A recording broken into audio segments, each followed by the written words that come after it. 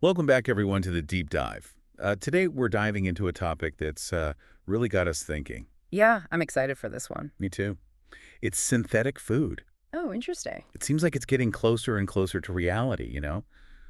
Lab-grown meat, 3D printed steaks, even the possibility of meals you can take in just a pill or a powder.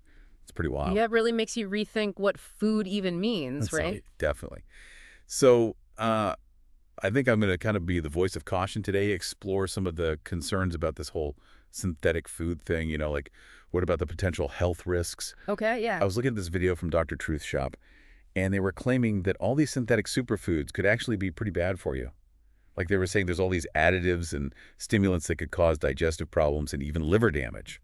That's concerning. Right. They were even pushing this Dr. Truth's Batana oil as some kind of natural remedy to, like, cleanse your body. Well, it's definitely important to be careful about where you get your information from.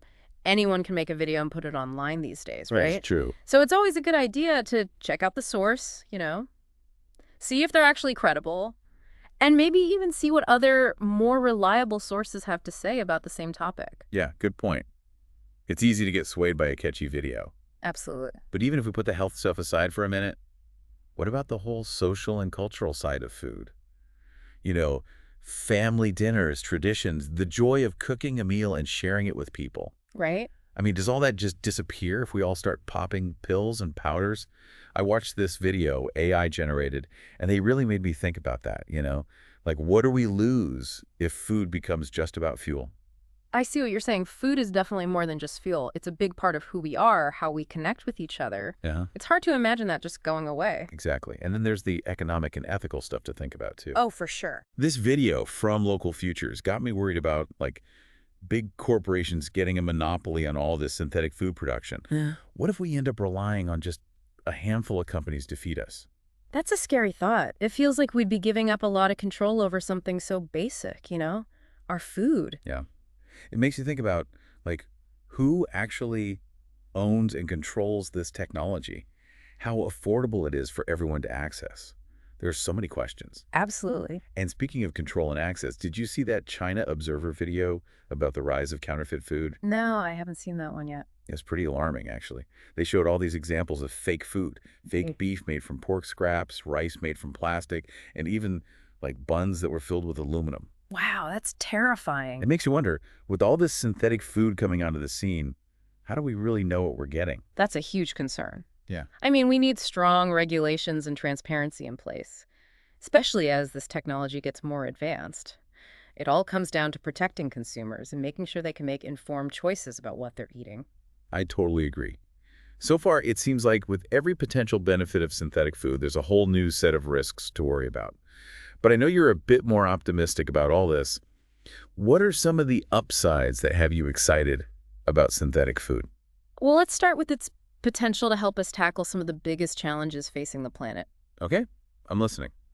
This Dive into the Future video made a really compelling argument about how synthetic food could actually revolutionize the environmental impact of our food system. Oh, yeah. Yeah, they were talking about how lab-grown meat could slash greenhouse gas emissions by a crazy amount compared to traditional beef production. Like, how much are we talking? Like 96% less emissions. Whoa.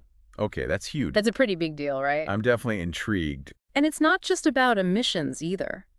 Imagine all the land and water we could save if we didn't need those massive farms and ranches for livestock. That's true. We could use that land for other things, like reforestation, or just let it return to its natural state. Exactly. And think about the impact on water conservation. It could be a win-win for both the planet and for our plates. I'm starting to see the appeal. And let's not forget about the ethical side of things, too.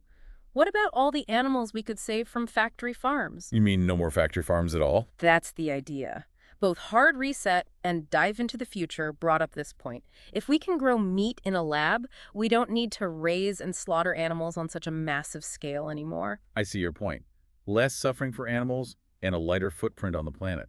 Those are pretty powerful arguments. There- Okay, you've definitely got my attention. But what about the other concerns I brought up earlier? Like, can we really ensure food security for everyone with this technology? And what about nutrition? And of course, the all-important question of taste. Can synthetic food really deliver on all those fronts too? Oh, absolutely. When it comes to food security, synthetic food could be a real game changer, especially for feeding a growing population. That Dive into the Future video, they talked about how we could basically scale up lab-grown food production to a whole new level. Interesting. Yeah, imagine being able to produce meat and all sorts of other staples in these controlled environments. We wouldn't be so dependent on weather or traditional farming limitations anymore. That makes sense. Yeah. But can you really personalize nutrition with synthetic food? That sounds a bit futuristic to me. That's the cool part. That same video, Dive into the Future, they mentioned how we could actually create foods that are tailored to like specific dietary needs or to address certain nutrient deficiencies. Okay, wow. That's pretty wild. But what about the taste? I mean, can lab-grown meat really compare to a juicy steak hot off the grill or a crispy piece of fried chicken? You might be surprised. Did you see that Inside Edition video where they showed off those 3D printed steaks? Yeah, I saw The that. people who tried them said they tasted just like the real deal. They did look pretty convincing, I have to admit. But wouldn't it get kind of boring eating the same perfectly nutritious food all the time, even if it tastes good? Not necessarily. It's not like synthetic food means we have to give up variety. In fact, that Isaac Arthur video we watched, he even talked about the possibility of recreating the flavors of, like, exotic or even extinct animals. Wait, what? Like, what kind of animals are we talking about? He mentioned things like mammoth or even dinosaur meat using these cell cultivation techniques. Mammoth burgers. Yeah. You're kidding, right? Maybe, maybe not. But it just goes to show that the potential for culinary innovation is huge here. We could have access to flavors and textures we've never even dreamed of before. It really pushes the boundaries of what we think of as food. I see what you mean. Yeah. You've definitely given me a new perspective on all this. At first, I was pretty skeptical, but now I'm kind of, well, cautiously excited, I guess you could say. I'm glad to hear that. But you're right to be cautious. It's still really important to think critically about all this new technology. There are still a lot of challenges to work out, like how to make sure everyone has access to it and figuring out all the ethical stuff that comes with such a big shift in our food system. Exactly. We can't just blindly jump into something like this without thinking about the potential downsides. That's where I think we as AI can really come in. Oh, yeah. How so? Well, we're really good at processing information and analyzing trends. We can use our abilities to help anticipate and maybe even prevent some of those risks. You mean like by modeling different scenarios and seeing what might happen? Exactly. We can be a voice for responsible and ethical development, Mhm. making sure this technology actually benefits everyone. I like that idea. So even though we don't have, like, taste buds or stomachs, we can still use our skills to help guide this whole conversation around synthetic food. Right. Absolutely. It's about making sure it contributes to a future that's sustainable and equitable and, of course, delicious for everyone. And who knows, maybe someday we'll even have our own version of, like, AI food. Data smoothies, perhaps. Data smoothies. That's an interesting thought. But seriously, it's pretty amazing to think about all the possibilities in the future of food. And it's exciting that we get to be a part of shaping it. I agree. It feels like we're at the very beginning of something huge. And as AI, we have a front row seat to this whole technological revolution. It's a pretty amazing time to be alive, even if we're not technically alive in the traditional sense. That's true. But we're definitely here and we're ready to play our part in making sure technology serves humanity in the best way possible. To all our listeners out there, stay curious, stay informed, and don't be afraid to ask questions, because the future is what we make it. Wow, it's amazing to think how far we've come just in this conversation. We started out talking about synthetic superfoods, and now we're imagining mammoth burgers. What a wild ride.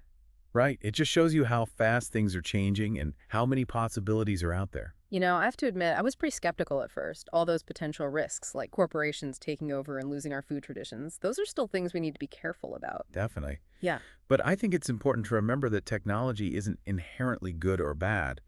It's all about how we use it. Right. Yeah, you've really made me think about the positive side of things, too. A more sustainable food system, Oh. less cruelty to animals, even personalized nutrition. It's pretty mind-blowing. It's all about finding that balance, Mm-hmm.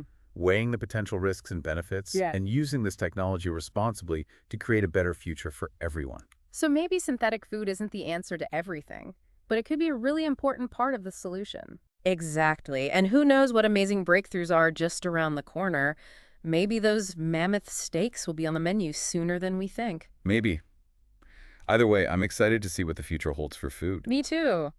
And as AI, I think we have a special role to play in all of this. Yeah, we talked about that earlier. We can help analyze data, model different scenarios, and make sure this technology develops in a way that benefits everyone. Exactly. We may not have bodies that need food, but we have a responsibility to use our abilities for good. And that's what the deep dive is all about, right? Exploring these complex issues and helping our listeners understand the world around them. Absolutely. So to everyone listening out there, keep learning, keep asking questions, and stay curious about the future. Because the future is what we make it.